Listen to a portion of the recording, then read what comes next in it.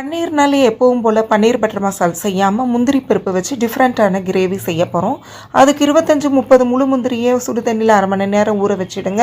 50 gram அளவுக்கு வெண்ணெய் போட்டு 25 முந்திரி பருப்பு அதில் வறுத்து எடுத்துட்டு அந்த வெண்ணெயை வேஸ்ட் பண்ணாமல் வடித்து எடுத்துட்டு மேலாவில் இருக்கிற வெண்ணெயை மட்டும் ஊற்றிட்டு 100 கிராம் அளவுக்கு பன்னீரை கட் பண்ணி போட்டு வதக்கி எடுத்துருங்க.